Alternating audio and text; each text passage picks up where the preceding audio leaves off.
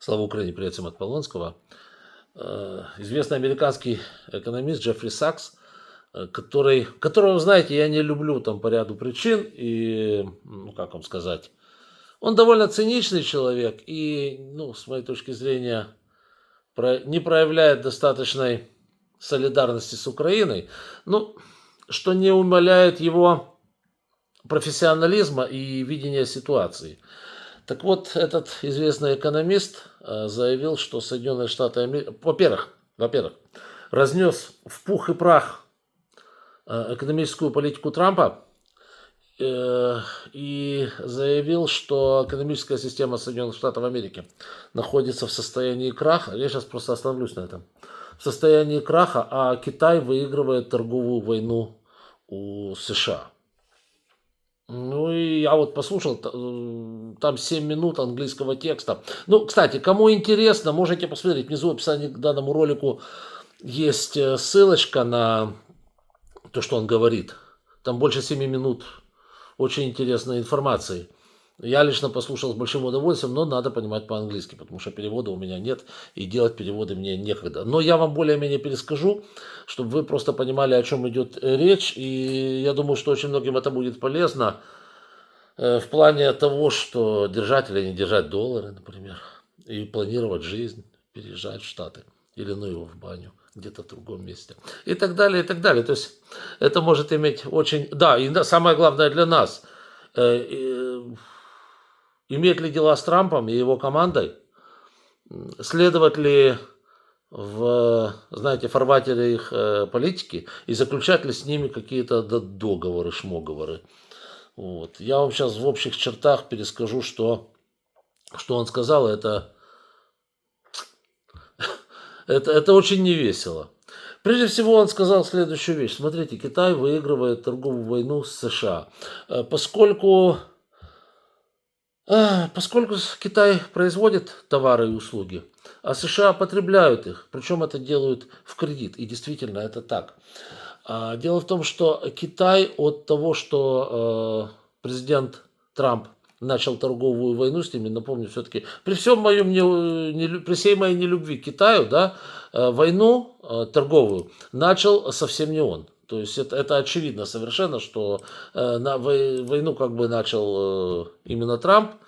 Ничего со стороны Китая сделано не было в плане того, чтобы начать эту войну. Короче говоря, все это полностью на совести Трампа. Вот. Ну и многие скажут сразу, ну окей, да, пускай там Трамп начал эту войну, но Китай очень сильно зависит от Соединенных Штатов Америки, и если Америка, мол, прикрутит тарифы, а она уже прикрутила тарифы, то Китай посыпется как карточный домик. Нифигулечки.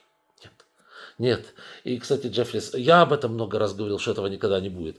И Джеффри Сакс говорит абсолютно то же самое. Смотрите, китайская экономика зациклена на США только на 12% экспорта. Не на ВВП 12%, а на 12% экспорта. 12% того, что экспортирует Китай, идет в Соединенные Штаты Америки. Скажите, это много или мало? Да, это очень много. Очень много.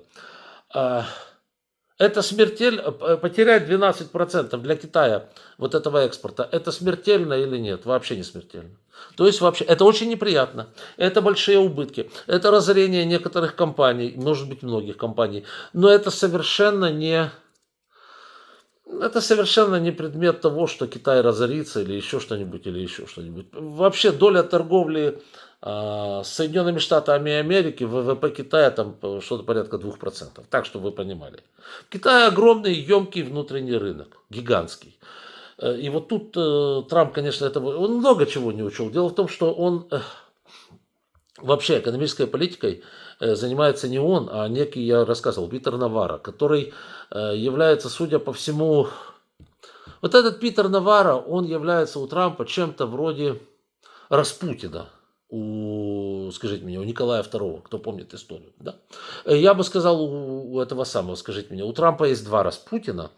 Это Илон Маск и это Питер Наварро. Вот. Они, кстати, совершенно друг друга не уважают и не любят. Маск поумнее, Наварро потупее. Вот. Но Маск занимается весьма специфичным моментом, это погромом американской бюрократии, а вот Навара, к большому для Америки сожалению, со своими скудными знаниями в экономике громит американскую экономику, поскольку Трамп его слушает. Да? Вот. И вот мы, значит, возвращаемся к тому, что сказал Джеффри Сакс. Он сказал, значит, да, еще один момент. А вот США зависят от китайских товаров очень и очень и очень. Потому что я даже не буду говорить процентов, но если вот любой американец встанет посреди своей комнаты и просто любой, причем любой комнаты в вашем доме или в вашей квартире, и просто покрутитесь вокруг себя и будете смотреть на все предметы, которые у вас стоят вокруг вас, и в том числе стены дома, из чего он сделан, стройматериалы. Я уже не говорю за электронику. Посмотрит на себя сверху вниз от шапки и до носков. И пускай найдет в этом всем вот многообразии хотя бы что-нибудь сделано в США и хотя бы что-нибудь не сделано в Китае. Я утрирую, конечно, он что-то найдет там сделано в США, но, скажем так, 70%, если не больше, всего, что будет вас окружать, это будет made in China. Да, это сделано в Китае. Вот, поэтому, скажем так, что вот эта вся история, она гораздо сильнее ударяет сейчас по США, чем по Китаю. Хотя, опять-таки, ударяет и по Китаю тоже, но гораздо слабее. Вот. И тут еще, вот тут самый главный момент. Коренное непонимание Трампом вообще экономической ситуации и логики экономического развития. Кстати, это касается и Украины, потому что он к нам по-скотски относится, и я сейчас это объясню, что происходит. Смотрите, Трамп понимает бизнес-сделку, это когда один отжарил другого. То есть я у тебя заберу все, в ответ тебе дам дулю с маком, вот, и назову это сделкой. Это как он сейчас пытался вот нас там обмануть вот с этой вот, извините, дерьмосделкой с этими металлами, да? Он же нас точно так же пытался обмануть, как всех остальных. То есть это со всеми странами одинаково. И тут Джеффри Сакс говорит одну действительно гениальную вещь. Я это, кстати, до этого говорил тоже много раз. Вообще бизнес и хорошая сделка – это только такая сделка, которая выгодна двум, кто в ней принимает участие. Продавец, покупатель товаров, либо же услуг. Если эта сделка становится невыгодной то ли одному, то ли второму, это уже дерьмосделка. Она в результате не приведет ни к чему хорошему. Никогда в жизни. Потому что один окажется обманутым, а тот, который обманул, все равно в результате потеряет больше. Вот увидите. А Трамп этого не понимает. Для него сделка – это кого-то надо обязательно обмануть, надурить, забрать деньги, ограбить, отмародерить. Ничем хорошим для того, кто вот этим вот занимается, такие вещи никогда в жизни не заканчиваются. И Трамп глупец. То, что он сделал вот сейчас с тарифами, кстати, по поводу тарифов очень хорошо про этого Питера Навара сказал Илон Маск. Я не люблю Илона Маска, но его выражение, оно крылатым уже стало, да. Так вот, про отца, скажем так, экономической политики Трампа Питера Навара, Илон Маск сказал, что он тупее, чем мешок с кирпичами. Да. Вот. Ну, у них там перепалка была. Но тут я с Маском полностью согласен. Навара абсолютно тупой. И он видит, знаете, экономические процессы с точки зрения первокурсника какого-то там, да, и то на заочке, и то, наверное, все-таки большую часть времени он, даже те лекции, что были, просидел в коридоре, потому что его за курение, видимо, на последней партии выгоняли. Ну, чувак вообще не разбирается. Он не отдупляет. И вслед за ним Трамп делает то же самое. Подскоку Трамп его безоговорочно слушает. Ну и приводит в результате к печальным последствиям для всех. Для всех, не для одной страны, не для Америки, не для Китая. Вот многие говорят, значит, смотрите, за время, когда Трамп ввел, потом вывел, потом ввел, потом вообще непонятно, вот эти вот, начал вот эту чехарду с тарифами сначала с Мексикой, Канадой, помните, да? Потом это все переросло на весь мир, потом он частично их свернул, частично развернул, сейчас вообще никто уже ничего не поймет. Было слизано из мировой экономики 10 триллионов долларов. Да, американский ВВП, насколько я знаю, там порядка 30 триллионов, да? 10 триллионов было... испарилось. Стоп. А вы скажете сразу же, а вот эти 10 триллионов, которые испарились, ну они же не испарились, это если у кого-то убыло, значит у кого-то прибыло. Ну так же должно быть по идее. Нет, нифига. Оно действительно убыло у всех. Он просто разорил бизнес во всем мире, я имею в виду Трампа, на 10 триллионов долларов за несколько дней. В том числе, в первую очередь, конечно же, американские компании и американский средний класс. Это в первую очередь, но и всем остальным досталось тоже. В том числе и китайцам досталось. И вот это как раз тот самый случай, когда сделка должна быть выгодна для двоих. Когда ты начинаешь экономическую войну, вот в частности он начал экономическую войну против Китая, и думал, что он на этом наварит бабки, китайцы начнут отстегивать бабло налево-направо, чтобы только продавать свой товар в США, будут платить, что китайцы будут платить таможенные пошлины за то, чтобы их товар был допущен на рынке США. Это бред, бред сумасшедшего, абсолютный бред. Ни одной копейки Китай, конечно же, не заплатил. И в результате потери понесли все, но в первую очередь Соединенные Штаты Америки. Поэтому вот эти деньги, 10 миллиардов, они не пополнили бюджет США, они не пополнили бюджет любой другой страны, они просто слезали, и они исчезли. Вот это надо понимать. Вот что происходит, когда ты думаешь, что ты кого-то обманешь, ну как Трамп любит, нажухаешь кого-то, да? И ты потом вроде как заработаешь деньги. Ну, по идее, так же должно произойти. Ты же его обманул там, да, своего этого противника. Вот. А деньги в результате потерял ты. Вот что получается. То, о чем я говорил. То есть сделка должна быть обоюдовыгодной. Если эта сделка становится невыгодной, хотя бы для одного из участников, или обманной, мошеннической, то тогда теряют оба. И в данной ситуации вот эти 10 миллиардов, извините, конечно, 10 триллионов. 10 триллионов это 10 тысяч миллиардов долларов. Да, вот, ну так, чтобы вы понимали, да. Вот эти 10 триллионов долларов, они просто были слизаны. Они исчезли, испарились благодаря Трампу. И просто люди во всех странах, которые это зацепило, вот это несчастье, они стали беднее. Вот это в первую очередь в Соединенных Штатах Америки. И это только самое начало. Как сказал Джеффри Сакс, то, что делает Трамп, это огромная глупость.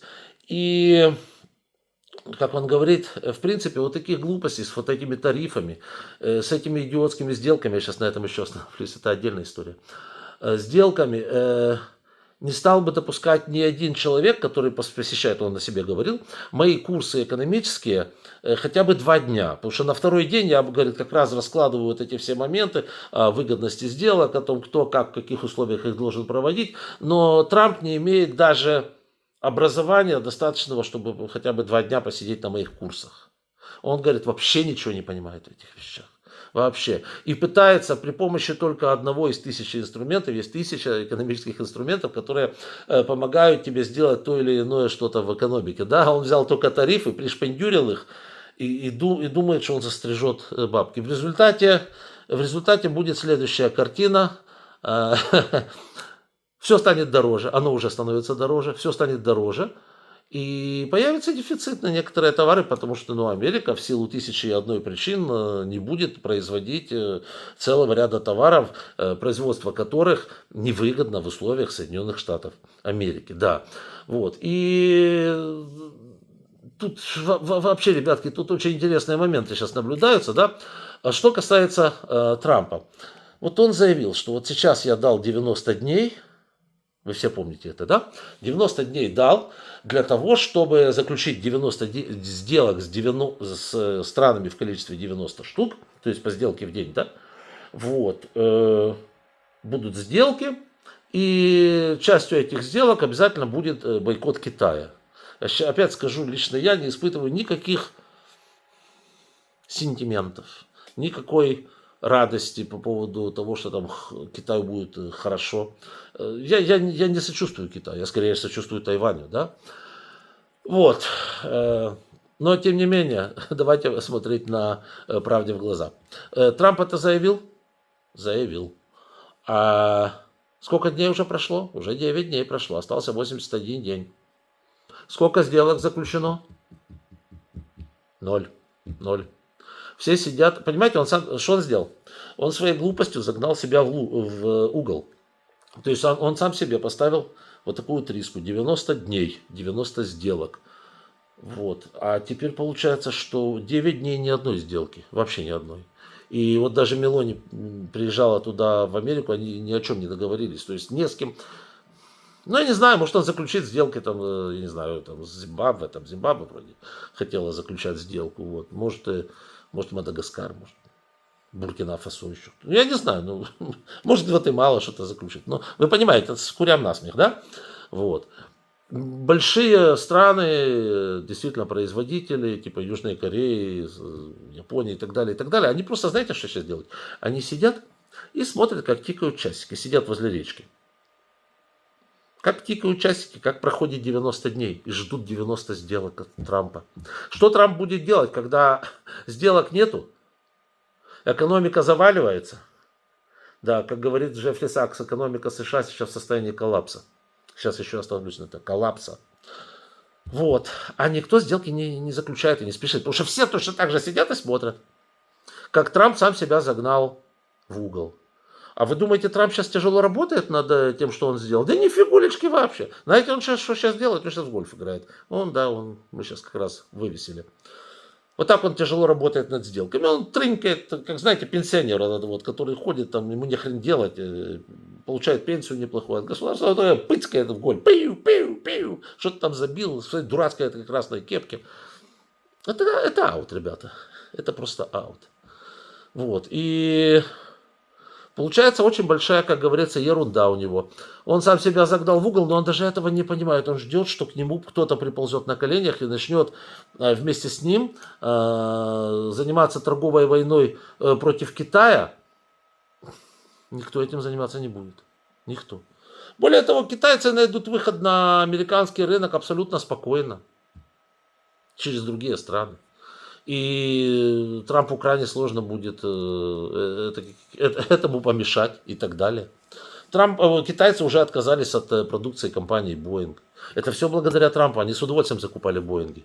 Ну, пришло время к тому, что китайцы создали свой самолет. Так бы они покупали и Боинги, и вот эти свои самолеты производили. Ну, а так они полностью пересаживаются на свои. Это все, то есть это Боинг теряет сумасшедшие деньги на этом деле. А китайцы взяли, отказались от этого. Дальше китайцы взяли, отказались от американского скрапленного газа. У кого они стали покупать? Конечно же, у Путина. Умная политика Трампа. Он просто берет и сближает Китай с Россией. Вот, собственно говоря, и все. Вот к чему это все приводит. То есть, когда ты умный человек, и когда ты, как сказать... Когда ты делаешь что-то по уму, ну, результаты совершенно другие. Когда ты Трамп, и ты целыми днями шмыцкаешь в гольф, а остальные там 3 дня, как говорится, шмыцкаешь, 4 дня ты слушаешь Питера Наварро, у которого образование, не знаю, там какое образование, но, судя по всему, оно, скажем так, далеко не самое лучшее в мире, вот, то все получается довольно печально. Вот, и да, что еще он говорит, что политическая система Соединенных Штатов Америки находится в состоянии краха. Я бы сказал, не политическая, а политико-экономическая система Соединенных Штатов Америки находится в состоянии краха. Объясняю почему. Дело в том, что, как сказал Джеффри Сакс, любые траты, большие траты американского бюджета, согласно законам Соединенных Штатов Америки, обязаны проводиться только через Конгресс. Никаких других вариантов нет. Но Трамп воспользовался очень интересной такой статьей о форс-мажоре военном, да, то есть, ну да, военный форс-мажор, emergency так называемый, ну, форс-мажорный, да, который был принят во Второй мировой войне с тем, чтобы можно было быстрее и резче реагировать на резко меняющуюся обстановку во время войны с Германией и, скажите мне, с Японией. В основном с Японией. Да, для Соединенных Штатов Америки. И тогда это действительно было нужно. Что делает Трамп? Он выковыривает вот этот закон. И на основании этого закона вводит emergency, эту форс-мажорную ситуацию, или, скажем так, чрезвычайную ситуацию в американской экономике. А введение чрезвычайной ситуации в американской экономике, что ему позволяет делать?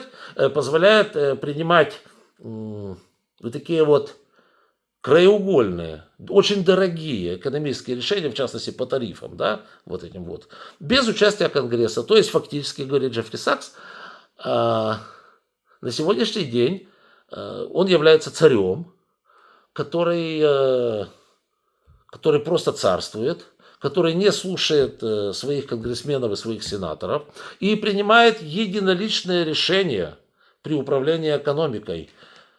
И вот это ужасно. Это ужасно, потому что ни Трамп не обладает необходимыми знаниями, ну а Питер Наварро смешно даже говорить. Слушай, смотри, что о нем говорил Илон Маск. И когда, то есть, смотрите, действия Трампа сегодня можно сравнить с действиями Калигулы, который, или Нерона, я все путаю, Калигула все-таки, по-моему, да, который сделал своего коня сенатором. То есть он просто не ограничен, Нерон, по-моему, Рим спалил, да. А этот сделал, значит, коня сенатором.